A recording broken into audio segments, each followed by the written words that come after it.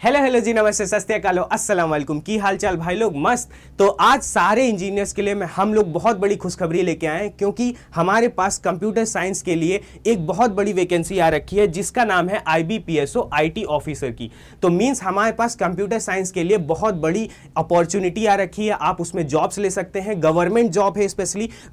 Basically होता क्या है कि बहुत लोगों को इन्फॉर्मेशन ही नहीं होती कि हमारे कंप्यूटर साइंस के लिए भी गवर्नमेंट बहुत सारी पोस्टें निकालती रहती है। तो वो सारी लैक ऑफ इन्फॉर्मेशन की वजह से बहुत लोग एग्जाम के लिए प्रिपरेशन भी नहीं करते और ना फॉर्म भरते हैं ताकि उनको वो सारी अपॉर्चुनिटी मिल सके जो गवर्नमेंट उनको दे रही है एज अ इंजीनियर। तो उसी हिसाब से एक हमारा IBPSO एग्जाम भी होता है, उसमें भी हमारे कंप्यूटर साइंस से रिलेटेड IT ऑफिसर्स की जॉब लगती है, जिसके अंदर बहुत सारे फैसिलिटीज भी मिलती हैं। तो वो सारी चीजें मैं आज आपको कवर करूंगा इस वीडियो के अंदर। मैं सारी चीजें आपको एक्सप्लेन करूंगा कि क्या क्या रोल्स होते हैं, क्या हमारे पास, जैसे आपके पास ये पॉइंट्स दे रखे हैं कि क्या आप, पहले तो मैं आपको IBPSO क्या होता है, वो उसका रोल, जॉब रोल क्या है वो एक्सप्लेन करूंगा। फिर एग्जाम कब होता है ये मैं समझाऊंगा। देन एलिजिबिलिटी क्राइटेरिया क्या है वो भी मैं समझाऊंगा। और फिर उसके बाद सिलेक्शन प्रोसेस क्या है और पेपर पैटर्न क्या होता है, ये सारी चीजें इस वीडियो के अंदर देखेंगे। तो सबसे पहले आ जाते हैं कि ये IBPSO जो हमारा जॉब रोल है वो किसके लिए होता है।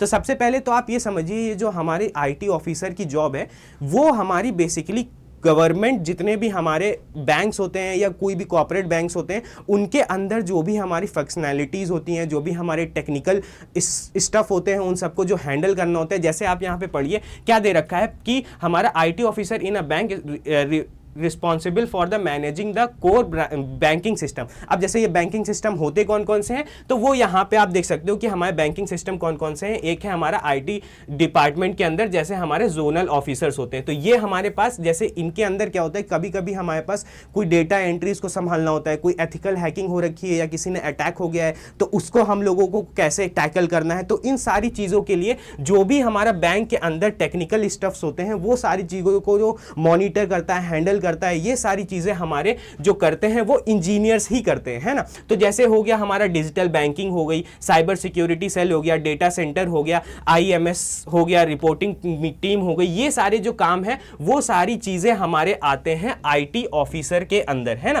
तो ये सारे काम आपको इस जॉब पोस्ट के अंदर करना पड़ेगा। जैसे हमारी जो सारी ये बैंक्स हैं जो इन सारे पेपर्स के थ्रू रिक्रूट करते हैं, वो हमारे बैंक्स हैं, जैसे bank of Baroda, bank of India, है ना। यहाँ पे सारी लिस्ट आप देख लीजिए, यूको बैंक हो गया, यूनियन बैंक ऑफ इंडिया हो गया, जितने भी आपके हमारे प्राइवेट सेक्टर के बैंक्स हो गए या गवर्नमेंट सेक्टर के बैंक्स हो गए, उनके अंदर जितने भी हमारे टेक्निकल सारी चीजें होती हैं, वो सारी चीजें जो हमारा हैंडल करता है वो हैंडल करता है IT ऑफिसर, है ना। तो आपको अब ये समझ में आ गया होगा कि जो IBPSO IT ऑफिसर की जो हमारे जॉब आई है वो किस रोल के लिए आई है। ये चीज़ समझ गए कि हमारी जो, अगर आपने ये पेपर निकाला तो आपका डेफिनेटली किसी अच्छे बैंक में एक एज अ IT ऑफिसर आपकी जॉब लगेगी, ठीक है। अब आ जाते हैं कि हमारे पास इसके बाद क्या चीज़ है कि इसकी एलिजिबिलिटी क्राइटेरिया क्या है, कि कौन कौन लोग इसके पेपर को दे सकते हैं, रिटन एग्जाम कौन कौन दे सकता है, ठीक है। फिर हम लोग समझेंगे कि कौन कौन से हमारे रिटन एग्जाम में कितने प्रोसेस होते हैं। तो सबसे पहले तो जो आपकी जॉब लगेगी वो लगेगी IT ऑफिसर की, अभी हम लोगों ने इसी पे बात किया।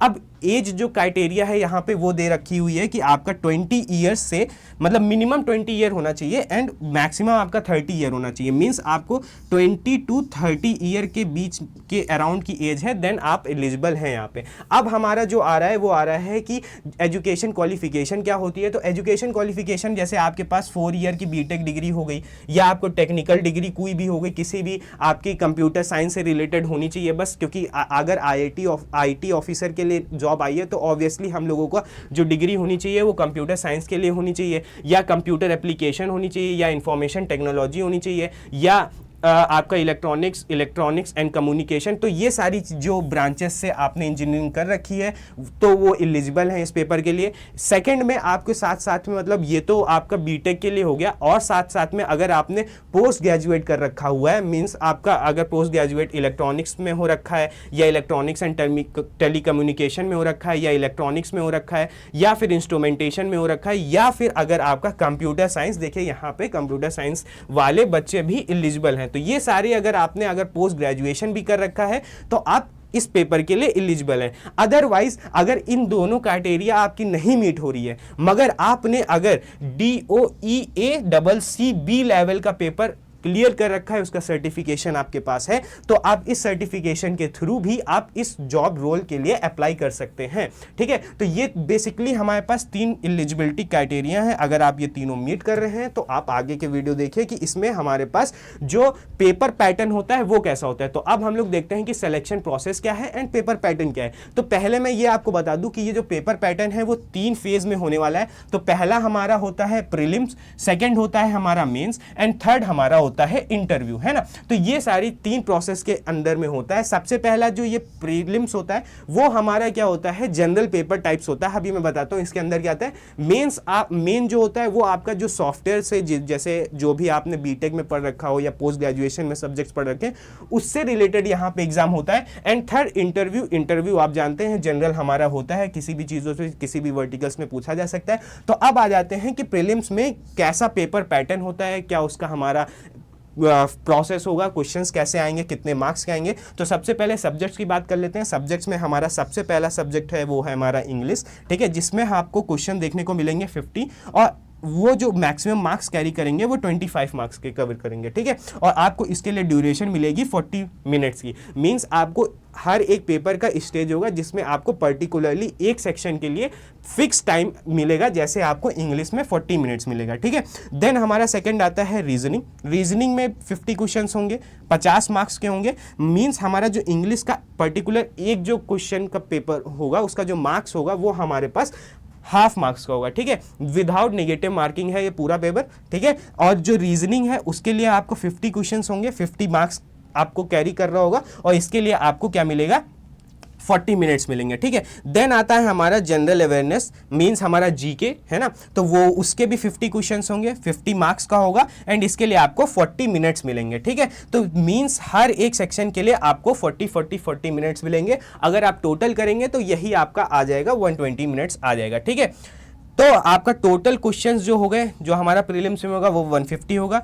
टोटल क्वेश्चन जो मार्क्स जो कैरी करेगा वो 125 हो गया, क्योंकि इंग्लिश 25 मार्क्स का है। एंड हमारा जो टोटल टाइम मिलेगा वो आपको 120 मिनट्स का मिलेगा। तो ये ओवरव्यू हो गया आपका प्रीलिम्स एग्जाम के लिए। अब आ जाते हैं कि जो हमारा सेकेंड फेज में जो भी यहाँ पे इसका कट ऑफ पार कर लेगा, है ना, अगर आपने इसका कट ऑफ पार कर लिया देन आप यहाँ पे मेंस का पेपर देंगे, ठीक है, तब आपका मेंस का पेपर होगा। तो मेंस के पेपर में देखिए बेसिकली वही सारी चीजें हैं जो आपने बीटेक में पढ़ रखा है। जैसे मैं आपको एक्सप्लेन कर दूं, पहले तो आप ये समझिए नंबर ऑफ क्वेश्चंस कितने आएंगे। तो नंबर ऑफ क्वेश्चन 60 होंगे जो 60 मार्क्स कैरी करेंगे एंड आपको इसके लिए 45 मिनट्स मिलेगा। तो थोड़ा सा टफ हो जाता है क्योंकि हमारे पास जो टाइम है वो कम है, नंबर ऑफ क्वेश्चन ज्यादा है एंड बट आप ये मान के चलिए अगर आपकी स्पीड अच्छी है, क्वेश्चन की सॉल्विंग स्पीड अच्छी है, साथ में आपका जो नॉलेज है वो भी बढ़िया है एंड आपके साथ साथ जो भी कॉन्सेप्ट्स है, ठीक है, वो आप एकदम बेसिकली मतलब ऑन द टिप्स हैं, तो फिर आप इसमें total 60 out of 60 questions attempt कर सकते हैं। बट मिनिमम अगर आपको कवर करने हैं ना, तो अगर इफ आप 45 प्लस क्वेश्चन आप इसमें गैदर कर लेते हैं तो फिर आप ये समझ सकते हैं कि थोड़ा सा आप सेफर साइड में है, ठीक है। तो अब मैं बताता हूं कि इसके अंदर कौन कौन से सब्जेक्ट्स आते हैं। तो एक सब्जेक्ट जो मैं आपको बताता हूं मेन इंपॉर्टेंट है वो कंप्यूटर नेटवर्क है।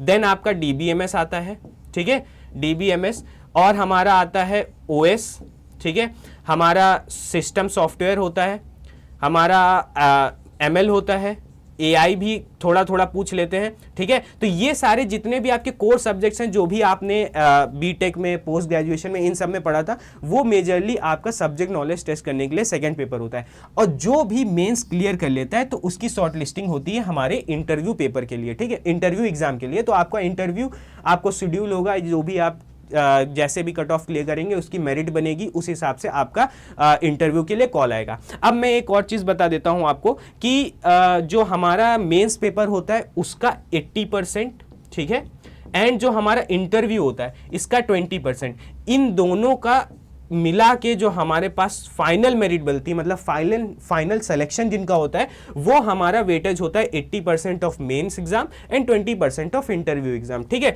तो आप ये भी मत समझिएगा कि अगर आपके इंटरव्यू में अच्छे मार्क्स आ रहे हैं एंड मेंस में अच्छे एग्जाम मार्क्स आ रहे हैं और इंटरव्यू में थोड़े कम मार्क्स आ रहे हैं, तो आप ये मत समझिएगा कि हाँ आपका सिलेक्शन हो गया है। दोनों का फाइनल मेरिट मिलती है मेन से और इंटरव्यू से, ठीक है।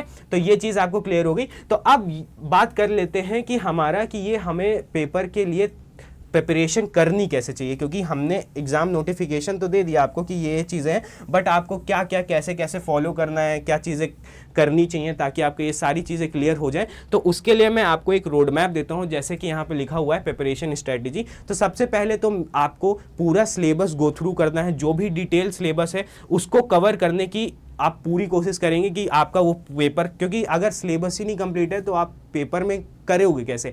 सोचिए कि अगर कोई आपको अच्छी रैंक चाहिए तो जब तक सारे सब्जेक्ट्स को आप जान नहीं रहे होंगे तब तक कहाँ से आप कोई भी पेपर को सॉल्व कर सकते हो। अगर आप सोचिए जैसे मेरा मेंस में 65 क्वेश्चंस थे, ठीक है, 65 में से जो आप पढ़ के गए हैं वो सिर्फ 40 क्वेश्चंस ही आप कर पा रहे हैं, और उसके आगे जो आपके जितने भी 25 क्वेश्चंस बचे हैं वो आप अटेम्प्ट ही नहीं कर पा रहे हैं, तो आप कभी इस एग्जाम को क्लियर ही नहीं कर पाएंगे। इसीलिए सबसे पहले आप सिलेबस को जानिए, उसको कंप्लीट करिए, एग्जाम पैटर्न समझिए कि क्या क्या है।